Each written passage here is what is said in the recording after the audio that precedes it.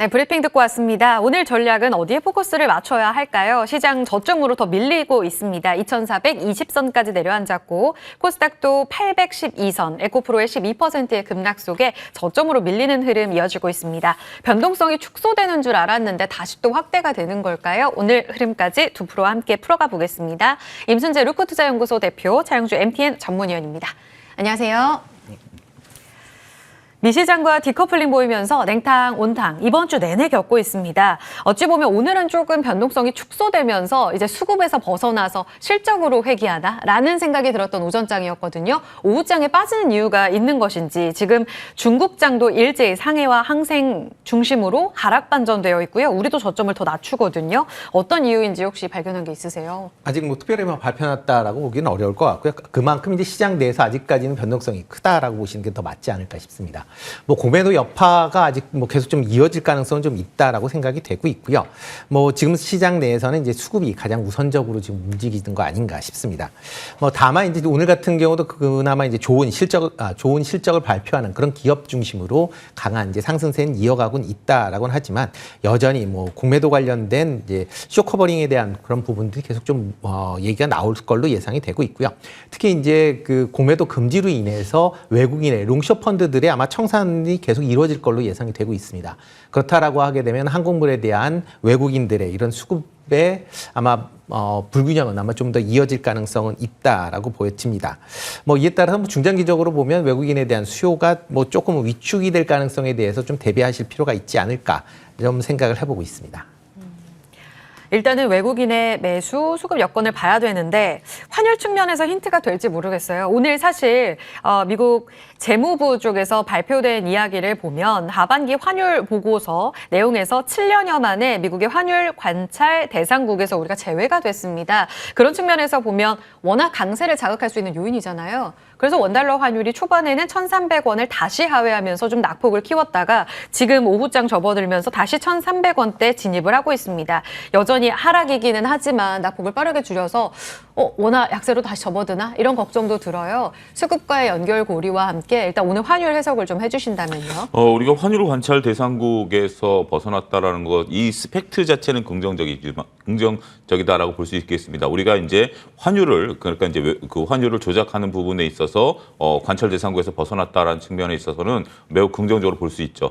하지만 그 이유가 굉장히 중요합니다. 그 이유 중에 하나가 바로 우리 수출이 줄어들었기 때문입니다. 지금 미국은 대외 교역 규모를 보면서 미국과 대외 교역 규모가 큰 국가들에 대해서는 환율을 조작하느냐 여부에 대해서 관심들을 많이 가져가고 있는 상황이죠. 그래서 이 관찰 대상국에 들어간 거예요. 이게 꼭 나쁜 것만은 아닙니다. 그런데 이번에 우리가 대외 수출이 줄어들면서 그 기준에 미달됐어요. 그래서 탈락된 겁니다. 네. 그런 거기 때문에 우리가 수출 트리거가 상당히 약하다라는 측면에 있어서는 워낙 강세 요소가 되기는 좀 쉽지 않아요. 그러니까 우리가 지금 수출이 잘 되고 우리가 그 굉장히 선진국으로 되면서 이 요소에서 빠졌다라면 워낙 강세 요소지만 네. 지금 우리가 수출이 안 돼서 여기서 빠진 거기 때문에 이 부분에 있어서는 우리가 워낙 강세 요소라고 보기는 어렵고 네. 그냥 지금 이제 시장의 흐름에 따라서 움직일 수밖에 없는 요소다 이렇게 정리해드릴 수가 있겠습니다. 그럼 달러가 막판에 조금 더 세지면서 워낙 약세로 접어든 이 오후장의 흐름 혹시 오늘 외국인 매도와 시장의 낙폭을 오후장에 더 키우는데 기인한 요소가 따로 있다고 보시나요? 특별히 환율이 그렇게 빠르게 움직이지는 그 요소로 빠르게 움직이지는 않을 겁니다. 않다. 하지만 그런 부분들은 우리가 우려해야 될 부분들은 분명히 있는 것 같아요. 우리가 이제 공매도 금지한 이후에 월요일 이후에 제가 이제 어제도 말씀드렸다시피 외국인들이 이제 시간을 두고 월요일부터 주문을 내는 거 아니겠습니까? 지금 이틀 연속 매도 주문을 내고 있는 상태입니다. 상당히 격앙된 지금 흐름들이 좀 나타내고 있고요. 이런 것들이 일시적으로 나타날 가능성이 있기 때문에 외국인들의 수급과 맞물려서 같이 고민해 보셔야 되는 부분들도 분명 존재한다 말씀드릴 수 있겠습니다. 네, 환율 또 다시 오르는 금리 지금 기준 4.6% 회복 시도가 나오고 있어서 이런 부분들도 같이 좀 보셔야 될 것 같고요. 오늘 시장 여전히 수급 유의해서 보자라는 임 대표님의 말씀에서 힌트를 받아서 지금 저점 낮추는 에코프로 필두로 한 2차 전지 쪽의 변동성 체크해 보겠습니다. 오늘 리포트가 또 나왔죠. 인기투표와 저울. 결국은 단기적으로는 인기투표에서 주가가 같이 상승할 수는 있지만 저울질 결국은 내재 가치에 비례할 거다라는 이야기가 나오면서 어제 실적에 좀 쓴소리한 리포트가 나왔습니다. 이 때문일까요? 에코프로 저점 낮춰가면서 두 자릿수의 하락을 보이고 있습니다. 이번 주 공매도 금지의 단기간의 영향, 그 이후의 반락 어떻게 해석해야 될까요? 일단 뭐 공매도 이슈로 인해서 급등을 했다라고 보시면 될 것 같습니다. 뭐 그렇다고 이 공매도가 그러니까 공매도 이슈를 빼고 그럼 과연 업황이 좋아졌느냐 그런 건 아니었거든요. 그러니까 업황은 여전히 부진세가 이어지고 있다라는 걸 감안한다라고 하게 되면 그렇기 때문에 이제 증권사들의 이제 목표 가격이 대부분 지금 하향 조정이 되고 있는 그런 상황이다라고 보시면 되겠습니다.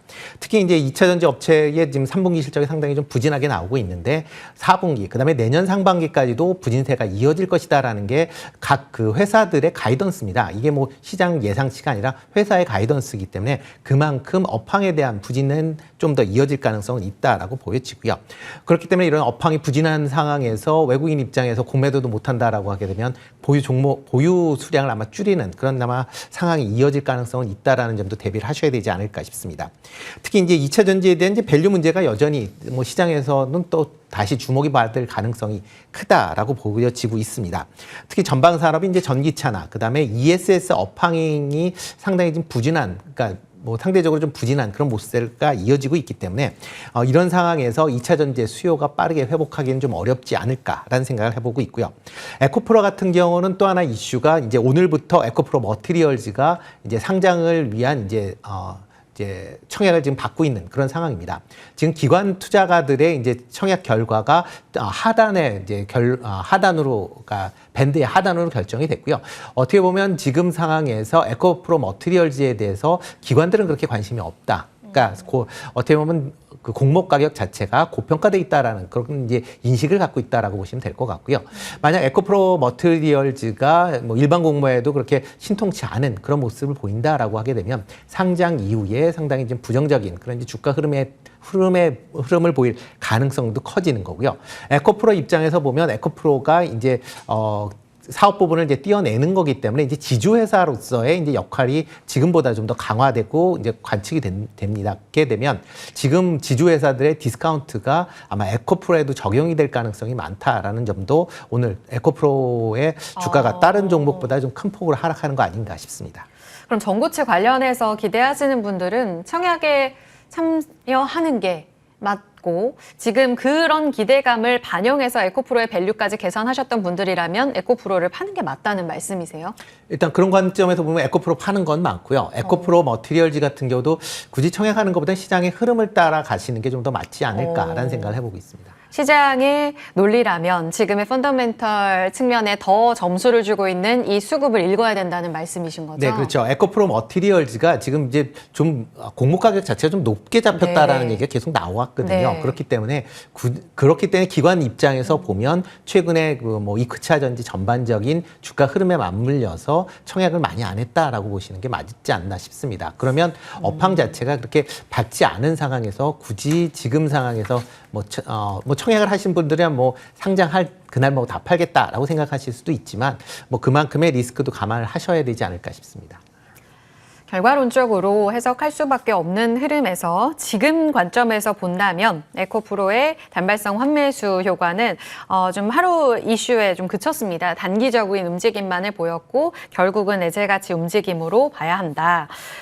게임 섹터로 넘어가 보겠습니다. 오늘 2차 전지주는 굉장히 많이 하락을 했죠. 그리고 반도체도 장중에 힘이 좀 많이 빠졌습니다. 하지만 오늘 저점에서 강하게 고개를 들었던 게임주에 대한 재평가가 필요한가 관심이 많으셨을 것 같아요. 위메이드가 새롭게 게임주를 이끄는 핵심이 됐습니다. 수급 빈집이다 이렇게 표현 많이 하잖아요. 오늘 게임주 이끈 데는 가장 중요한 핵심이 뭐였다고 보시는지 임 대표님께 먼저 여쭤봐야 될 것 같아요. 네. 위메이드의 실적인가요? 아니면 지스타 모멘텀인지 아니면 싸서? 일단 핵심이 뭐 뭐예요? 가장 좋은 게 이제 예상보다 좋은 실적이다라는 거죠. 위메이드 실적이 네, 중요했다. 위메이드뿐만 아니라 크래프톤도 이제 실적이 아. 상당히 이제 좋게 나왔다라고 보시면 될 것 같습니다. 네네. 그러니까 뭐 위메이드 같은 경우에도 뭐 지금 이제 매출 작년보다 3분기 실적만 보면 매출 같은 경우는 118%, 그다음에 영업이익도 454억을 기록하면서 흑자 전환을 하는 그런 모습을 보였거든요. 그러니까 거기에 이제 크래프톤 같은 경우도 3분기에 영업이익이 어닝 서프라이즈를 기록을 할 만큼 뭐 지금 뭐 영업이익에 이제 이제 30% 넘는 상승세를 보였습니다. 그러니까 전반적으로 이제 이런 게임주들이 실적이 3분기에 부진할 것이다라고 예상을 했는데 그거보다는 지금 상당히 좋은 그런 실적들을 발표를 하고 있기 때문에 나머지 아직 실적을 발표 안 한 기업들도 실적이 좋아질 것이다라는 기대감이 같이 맞물려 있는 거 아닌가라는 좀 생각을 해보고 있습니다. 여기에 이제 뭐 지스타 같은 경우 이제 다음 주에 이제 오픈을 하기 때문에 그거에 대한 그 기대감도 많이 남아있기는 하지만 그거보다는 오늘 같은 경우는 게임주 실적이 우선적이지 않나라는 생각을 해보고 있습니다. 그럼 실적을 통해서 이제 주가가 정말 올라가고 이제 더 이상 양치기 소년이 아니라 확인하는 그런 섹터가 될 거다라는 기대감으로 바뀌었다는 건데 추세적인 상승을 그려낼 수 있는 핵심의 키는 어디에 달려 있는지도 궁금하거든요. 차 의원님, 오늘 컴투스 같은 경우에는 실적이 그렇게 좋지 않았잖아요. 근데 게임주 전반의 움직임에 편승하는 모습을 보여주고 있습니다. 여기에서는 이제 옥석 가리기도 중요할 텐데 선별 전략의 핵심이 뭘까요? 아무래도 신작 게임에 대한 트리거다라고 말씀드릴 수가 있겠습니다. 컴투스 같은 경우 오늘 윗꼬리를 달죠. 하지만 나머지 위메이드라든지 넷마블 같은 경우 윗꼬리를 안 달죠. 이런 것들이 실적 베이스에 따른 부분들이다라고 말씀드릴 수가 있겠습니다. 제가 요 앞 코너에서 어저께 넷마블 같은 경우 하이브에 대한 블록딜 이슈는 이건 긍정적인 거다. 오히려 매수 관점으로 봐야 된다. 마이너스 구간에서 말씀을 좀 드렸거든요. 특히 이제 어제 같은 경우는 이제 제가 출연했을 시간은 거의 그 바닥권에 있었던 가격대에서 말씀을 드렸는데 결국 현금을 마련하고 그다음에 이제 그 우리가 게임주들이 올라가려면 뭐 해야 되죠? 일단 신작이 나와야죠. 근데 올해 연말 내년 초에 신작이 몰려 있습니다. 우리가 상반기 때 신작이 없었기 때문에 게임주가 소외를 받았었고 정말 그 어앵커가 말씀하신 것처럼 빈집이 됐었던 이유가 바로 거기 있거든요. 그런데 일단 신작들이 막 쏟아질 겁니다. 근데 여기서 이제 옥석가리가 될 거예요. 게임이 잘 되는 게 있고 안 되는 게 있더라도 일단은 쏟아져야 돼요. 쏟아지고 그 중에서 뭐 이렇게 소위 말해서 잘 되는 것들이 나타나면 이제 차별화가 이루어지겠지만 그때 원래 이제 우리 게임주라든지 엔터주들이라는 게 원래 드라마가 막 그 광고할 때가 막 보고 싶지 정작 드라마 보면 재미없는 경우가 많잖아요. 그렇죠. 그런 것처럼 게임주도 마찬가지예요. 더군다나 이게 지금 한두 군데 게임사들만이 아니라 여러 군데 게임사들이 그 이구동성으로 동시다발적으로 지금 나온다라는 보게 된다라면 특히 상대적으로 지금 어떤 업종을 투자해야 되지? 여러분들 한번 좀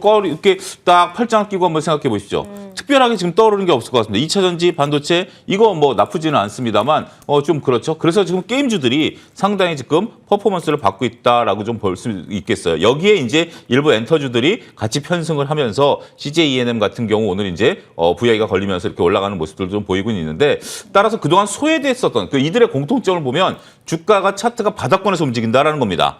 그리고 실적에 대한 개선 기대감. 지금 당장 과거 실적보다는 CJ ENM 같은 경우도 하반기 흑자 전환되면서 하반기 실적 개선 기대감이 좋아지는 거 아니겠습니까? 그런 부분들을 우리가 감안하게 된다라면 바닥권에 있는 주식들이 이렇게 슈팅이 나올 때는 또 강하게 나올 수 있고 여기에 일단 공매도에 대한 부담까지 사라지니까 오히려 공매도 수혜주들이 바로 이런 거다라고 좀 말씀드릴 수가 있겠죠.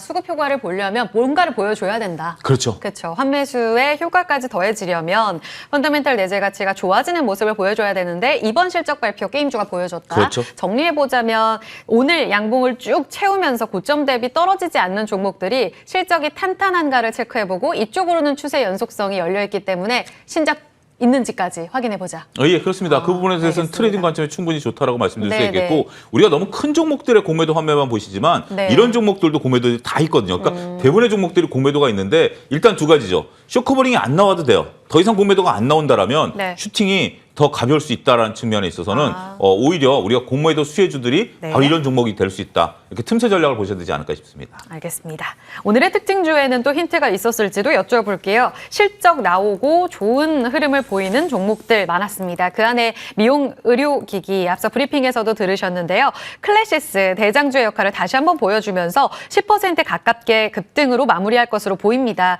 물론 장중에 39,000원 대비로는 조금 탄력이 떨어졌거든요. 그런 측면에서 새롭게 신고가를 다시 뚫어낼 수 있을지 임 대표님 지금이라도 미용 의료기기 실적을 보여줬는데 담아도 되나요? 네, 뭐 여전히 관심을 가지셔야 되지 않을까 싶습니다. 특히 이제 미용 의료기기 같은 경우는 이제 판매 대수가 이제 중요하지만 네. 이제 판매 대수에 따라서 향후에 쫓아가는 이제 소모품에 대한 그런 이제 매출도 중요하다라고 보시면 될 것 같습니다. 네. 뭐 클래시스 같은 경우도 뭐 매출을 이제 세부적으로 3분기에 본다라고 하게 되면 미용기기 같은 경우는 258억, 그다음에 소모품 같은 경우는 205억을 이제 판매를 했습니다. 그러니까 소모품 같은 경우 지금 계속 비중이 꾸준하게 증가하고 있는 그런 모습세다라고 보시면 될 것 같고요. 특히 이제 미용기기가 판매된 이후에 시차를 두고 이제 소모품의 매출도 점진적으로 확대되고 있는 그런 상황입니다. 뭐 미용 의료기기 크레시스를 이외에도 이제 다른 의료기기 같은 경우도 이제 판매 대수가 증가한다라고 하게 되면 그만큼 소모품에 대한 판매가 확대될 것이다라고 보시면 될 것 같고요.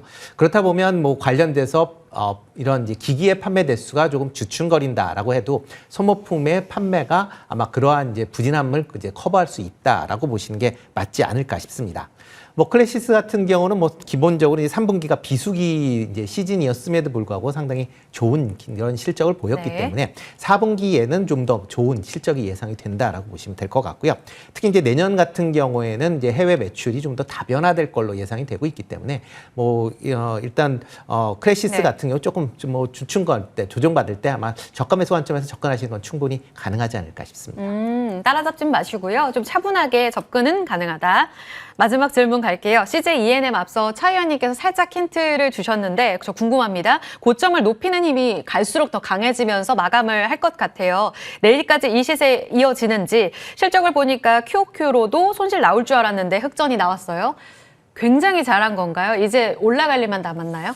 일단 뭐 탄력은 좀 받을 것 같습니다. 더군다나 장 막판까지 이제 10분도 안 남았죠. 네. 동시효과 감안하면 이제 한 5분 남은 건데 보통 와. 이 정도 힘이라면 내일 약간 주춤할 가능성이 있어요. 네. 왜냐하면 그때 같은 경우는 이제 충분히 트레이딩 공략 가능하고요. 네. 신사업의 수익성 개선됐다라는 것이 가장 중요하다라고 좀 말씀드릴 수가 있겠죠. 우리가 TV 광고라든지 박스 오피스에 대한 것들이 부진하지만 새로운 것이 좋다라고 본다라면 긍정적인 모멘텀 끌고 가도 되지 않을까 말씀드릴 수가 있겠습니다. 조정실 매수 관점 유효하고요. 예, 뭐 이런 거 같은 경우는 뭐 네. 정말 매수 차트다. 뭐 이렇게 공식적으로 좀 말씀드릴 수 있는, 그러니까 이제 제가 공식적이라는 게 여기서 사실하는 것들이 아니라 우리가 이제 여러 가지 봤을 때 이런 건 살 수 있는 차트다라고 네. 봤을 때 그 범주 안에 들어갈 수 있다라고 말씀드리는 겁니다. 시원한 답변 잘 들었습니다. 마무리할게요. 두 분과 함께했습니다. 임순재 대표, 차영주 전문위원이었습니다. 고맙습니다.